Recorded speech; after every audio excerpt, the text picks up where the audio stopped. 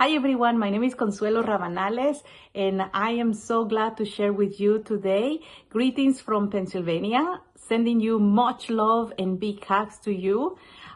Today is going to be an exciting day again.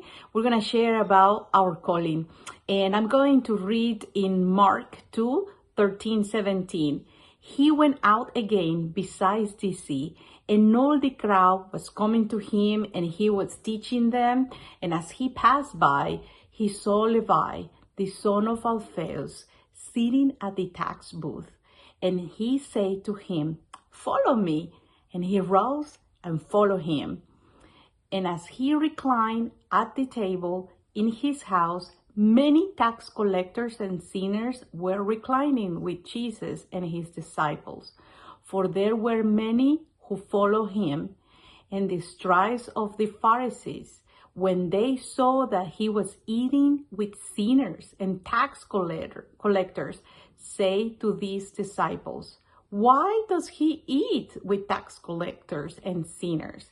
And when Jesus heard it, he said to them, "Those who are well have no need of a physician, but those who are sick, I came not to call the righteous, but sinners." So in our calling today, as we continue to journey in our days of fasting and prayer, we wanted to focus in the calling that God has given to us.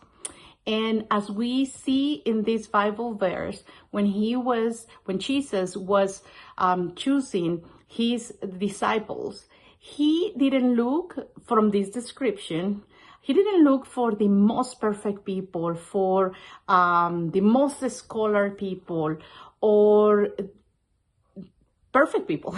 He looked for people like you and me, sinners, ordinary people with ordinary life, just real issues. But something very important is that they were willing. I enjoy so much when Jesus gives the invitation and says, "Follow me." And Levi says, well, he didn't say anything. He just rose and followed him. We can see his willingness there. And it's very important for us that we can see these qualities of people that Jesus called. As I said, they were ordinary people.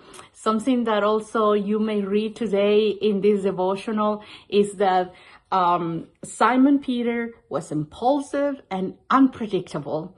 I can identify with the impulsiveness at times. A week ago, I say something to my team that it was very impulsive, and I check my heart and mind. And I question myself, why did I say that? And I remember, well, this study remind me, I am a very impulsive person at times, but I was a sinner. My nature was born in sin, but God chose me the way I am. He gave me the love, the grace, and salvation, and he restored me, and he gave me a call to serve this team. And so my identity must be in him, and who I am is in him, and the calling I have is in him. So whatever happened that day and moment is gone. He called me, I am his, and his call is his, so I'm gonna obey him. And that is the encouragement today, that you can see all the people that we see, tax collectors, fishers, and this calling didn't came just very easy.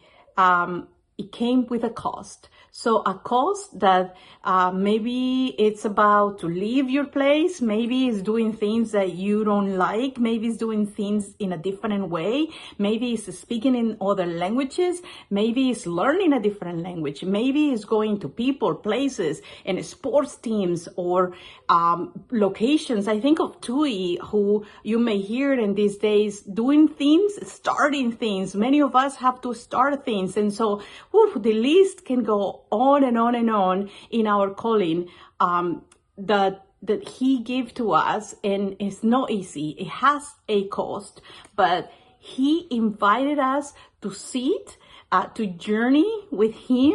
He invited us to observe, and then he equipped us. And maybe God is saying to us, who are you gonna call to sit with you and to journey with you and to show him or her the sins that I have shown you? And who are you going to equip? Maybe that's part of your calling too. Maybe God is calling you to move to a different season, and maybe you have to mentor someone. So I don't know what is your calling, but I hope and pray today that in the calling that God is giving to you, that you will follow with trust, that you will follow with courage, that you will follow with faith, that you will just hold onto his promises, and that you will trust that beautiful calling that you have in this new season, in this new year, in your maybe new family that you just formed. I don't know what it is. Maybe it's like me. For a period of time, I had to stay home, mom, and it's beautiful, but I had a hard time.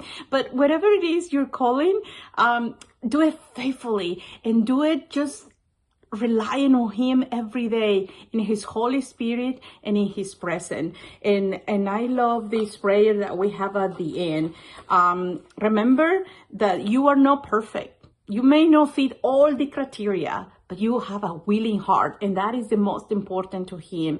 He made you beautifully and wonderfully, and you're in his image, so you fit the criteria for his calling into your life. So let go of all your fears and have courage and take the calling that he has given to you boldly. He's with us, and he will use us for his glory. May God bless you and use you mighty, so many people become to love him and worship him, and then share this great news with others.